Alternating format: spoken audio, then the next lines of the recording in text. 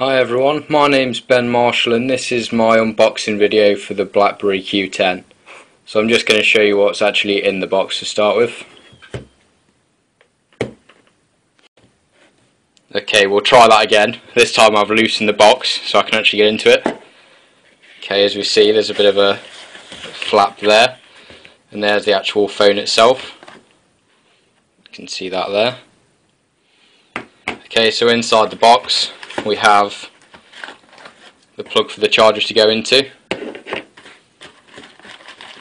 Then we actually have the cable to link the phone to either a USB point or the plug, obviously. They're just different ear adapters, I take it, for the earphones. And here's some various instructions and things.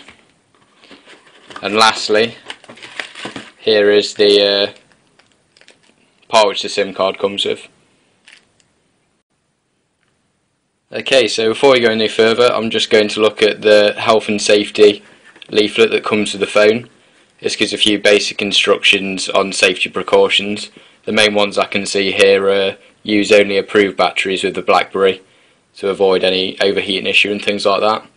And there's other basic things like, obviously, don't put it in the water, and also be careful of general overheating. As well as that, a few other health and safety issues that come with any mobile device might be not being distracted by it if you're driving and things like that, and just being careful of the actual device to not damage it and hurt yourself on potential broken items or anything overheating. Okay, so for the next bit of the video I'm just going to show you how to assemble the basic parts of your Blackberry. So see if I turn the phone over. This part here is where the SIM card goes. I won't take the SIM card out because I can't actually get it back in very easily, but it's really simple. You can see from that diagram there which way around it's meant to be. Just make sure that's slotted into place. After that you can take your battery, which comes in the pack separately, and just make sure you match up the bits as you would with anything normal, and then just slide the cover on, if I can do that. There we go. And then the Blackberry is basically assembled. Before you use it, you'll obviously need to charge it, and the charging point on this particular phone can be seen here, and that just works with the plug adapter that comes in the box. Okay, so before going any further, I'm just going to give you a few basic tips on how to operate the phone. As you can see, it's partly touchscreen and partly keypad with this new Blackberry. I'm just going to show you how to go in and establish a network connection. So we'll scroll along on the touchscreen and go to your settings icon, which is here. And after entering that, we can see a variety of options. To select your network, which this one's already signed up to as it's a contract phone, you simply just click on Network and Connections, and then click on Mobile Network, and if you wanted to sign up to a different mobile network, then that's how you click it there. Okay, so while we're in the settings screen, I'm just going to show you quickly how to optimize some performance. If we go down here, we can see the display icon here. If we click on that, it actually gives you a variety of options, but the main one of interest to us is brightness. Overall, a good tip is, if you're using any mobile device, if you turn the screen brightness down, it will preserve your battery much longer. On some phones you actually have the option to put it into power saving mode, but on this one you can just adjust the brightness on that bar there. Another good tip when we're in this menu is to use the Blackberry's app manager to monitor battery usage.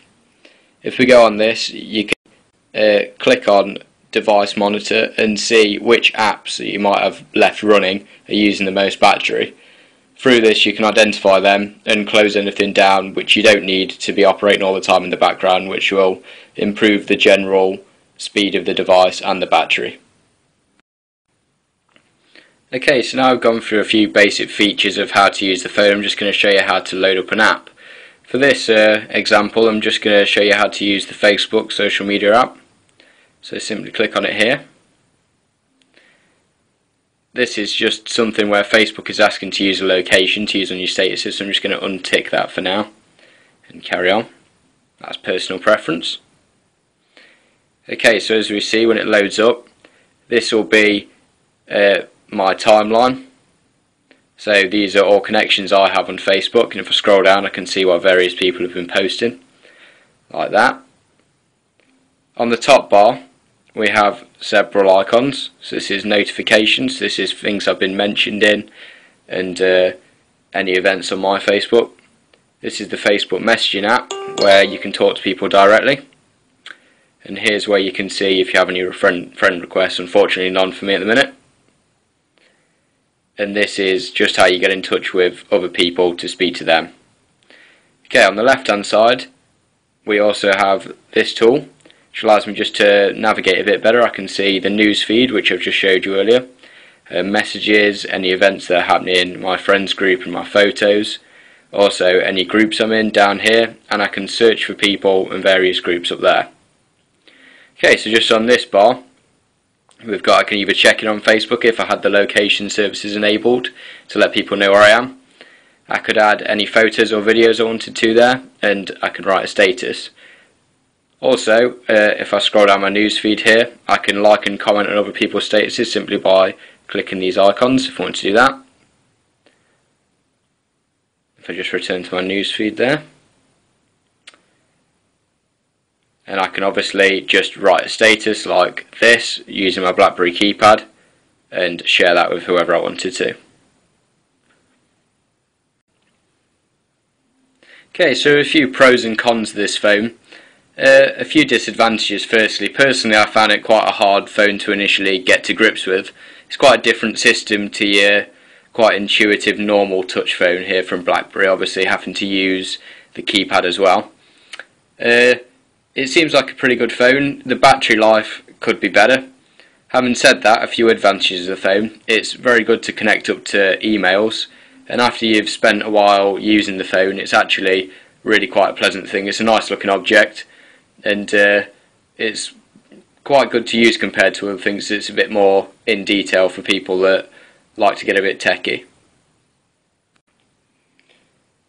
Okay, so as the last point of my video, I'd just like to give a few hints on and tips on how to keep the phone in good condition. The first thing I would do with this phone is get it a case first off. When you know how easy it is to drop things on the floor, and you don't want to spoil a phone ever like that. Most cases you get now have a bit of a wraparound feature, so it actually protects your screen as well from smashing on the floor.